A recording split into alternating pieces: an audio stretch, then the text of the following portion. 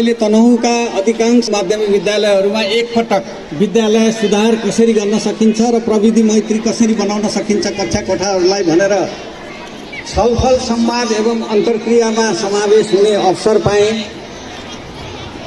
मैले निष्कर्ष दुईटा कुरा निकालेँ।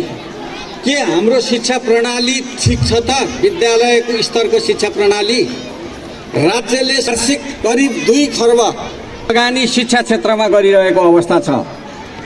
अभिभावकले पनि आफ्ना छोराछोरीलाई पढाउनका लागि धेरै दुःख गरेर मेहनत गरेर एकमात्र उद्देश्य आफ्ना छोराछोरीको शिक्षा प्रदान गराउनलाई आफ्नो आम्दानीको ठूलो अंश खर्च गरेको अवस्था छ।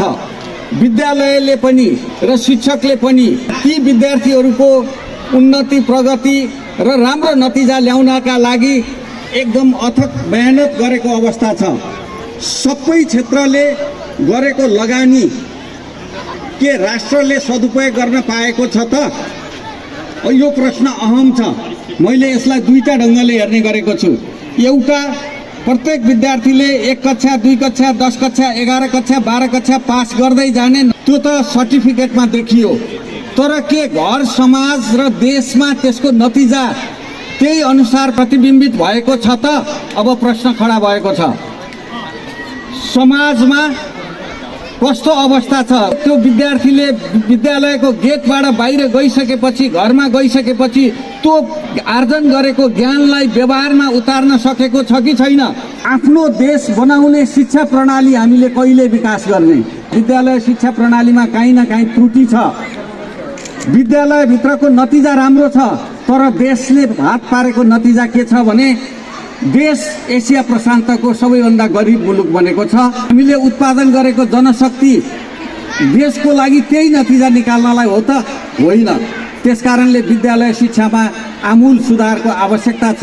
नीति निर्माता, विद्यालय, अभिभावक र सबैले यसमा गहन चिन्तन गरेर अगाडि बढ्नुपर्ने बेला आएको छ। अहिले विकसित देशले दिने शिक्षा प्रणाली र गरिब देशमा पढ्ने शिक्षा प्रणाली, त्यति मात्रै होइन, काठमाडौँ जस्ता सहरमा पढाउने शिक्षा प्रणाली र ग्रामीण भेगमा पढाउने शिक्षा प्रणाली र सरकारी विद्यालय र निजी क्षेत्रको बीचको शिक्षा प्रणालीमा धेरै ठुलो असमानता, धेरै ठुलो खाडल देखिएको छ।